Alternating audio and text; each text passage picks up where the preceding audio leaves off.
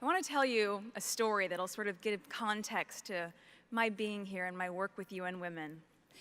When I was just 11 years old, I unknowingly and somehow accidentally became a female advocate.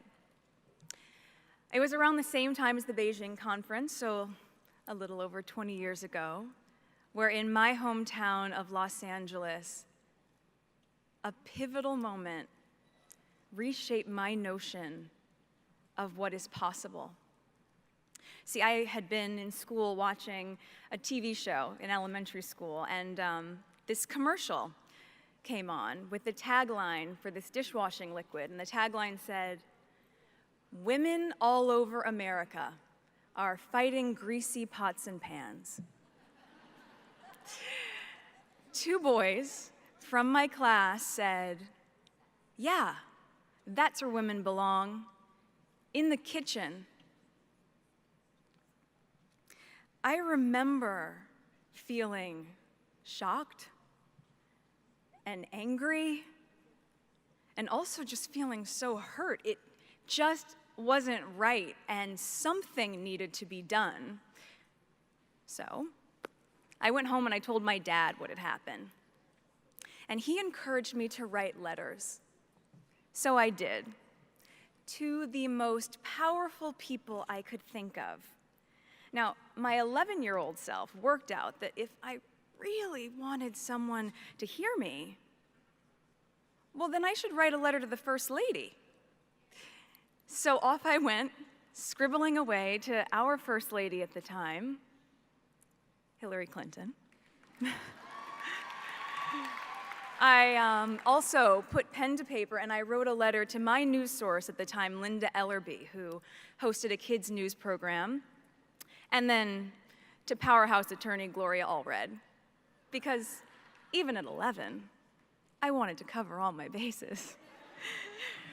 Finally, I wrote to the soap manufacturer, and a few weeks went by, and to my surprise, I received letters of encouragement from Hillary Clinton, from Linda Ellerby, and from Gloria Allred.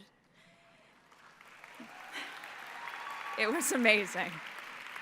The kids' news show, they sent a camera crew to my home to cover the story,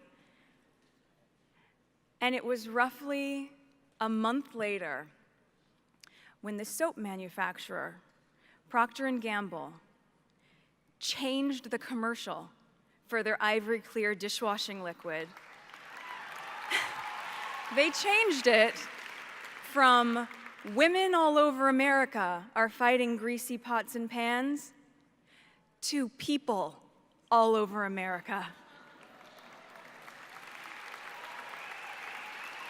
It was at that moment that I realized the magnitude of my actions.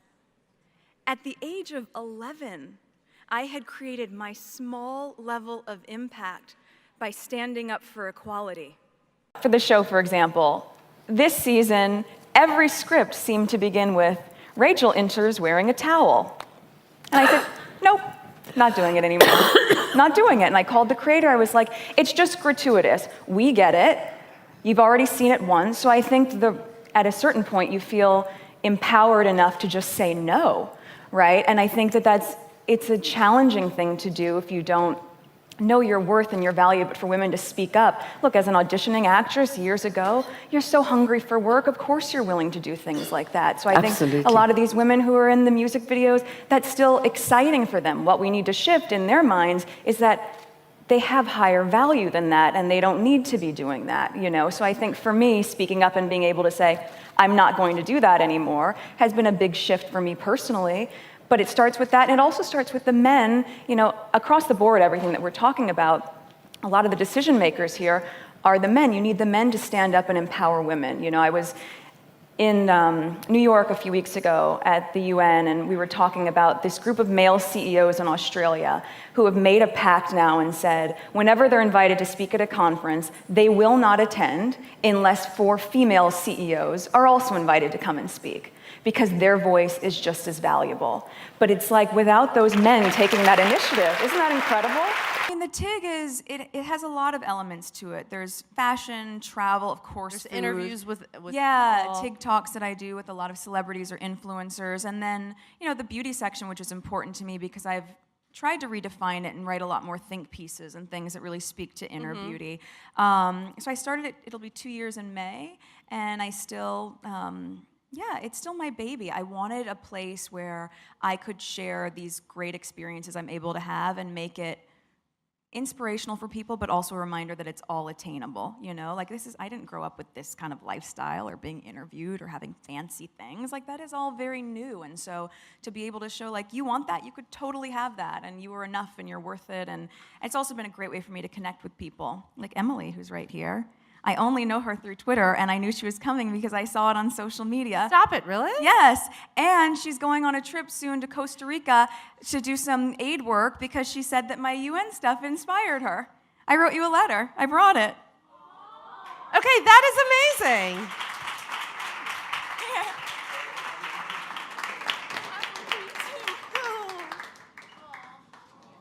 It's so good to finally meet you. It's so great to meet you.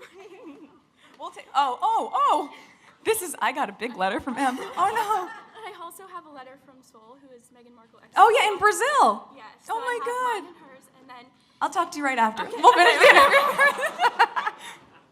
That is so cool. That's actually Isn't that like sweet? seriously Aw. using your outreach for good, to connect with people. Well, you know, I feel a really big responsibility. Like if you have this kind of job and you have an opportunity to have a profile where people are listening to what you're saying, I really, truly think you need to be saying something that's valuable. So yes, you can talk about like, where did Rachel get that pencil skirt? Fine, sure. We can have that conversation. But I'd also like to talk about Women's rights. women's rights and like my work with UN Women or with World Vision or humanitarian trips or just really bolstering self-esteem that has nothing to do with the external. And so for me, that's been really important. And that's a great part of social media for me, is being able to see where that's landing. And also that these young women, like she was just saying, Sol, who's in Brazil, who I've never met, these girls connect with each other by way of, yeah, which I love that. I feel really grateful for that. And A quote I live my life by is, don't give it 5 minutes if you're not going to give it 5 years. And I think it's advice I was given a long time ago, which really helps to inform, like people drop out of the game because they get frustrated, but if you're resilient and you stick with it, I think you have a really strong shot of achieving your goals. I mean, talk about a self-esteem boost, right?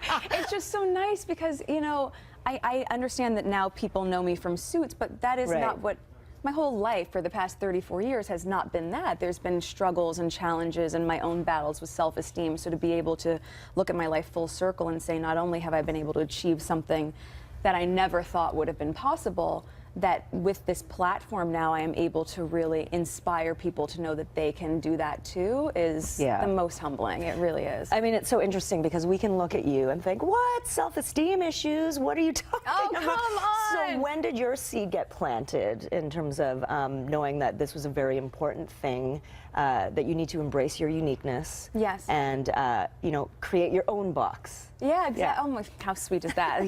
You've been reading the TIG. That's right. So, you know, I think for me it's been a learning curve, and obviously I've talked a little bit about like experiences I had as a child when I was 11, seeing a commercial that I thought felt sexist and doing something to change that, and having the support of my parents and also people around me. I think when we talked about this, touched on it too, like being biracial, or for me, like having a sense of self that sometimes felt a little displaced. And so as opposed to turtling with that, to say, what can I do about this so I can find a place where I fit in, so I can find or shape the world around me so that even if I am not exactly able to check one specific box, that I can make my own box. Right? Absolutely. I think there are a couple things, you know, for me, and I remind myself and my friends of that as well, is that we just need to be kinder to ourselves. Truly, you know, if we treated ourselves the way we do our best friend, can you imagine? Dogs. Yeah, or our dogs. For you and I especially, like, can you imagine how much better off we would be to just say, can sometimes be so judgmental and unkind, and so I think I would never treat my best friend that way. So to treat yourself like you're your own best friend, and to also just like try to find a space inside of you that it reminds yourself that yes, you can have questions of self-doubt, and that's going to come up, that's human, but at the end of the day, you are enough exactly as you are, I think is really important to remind ourselves.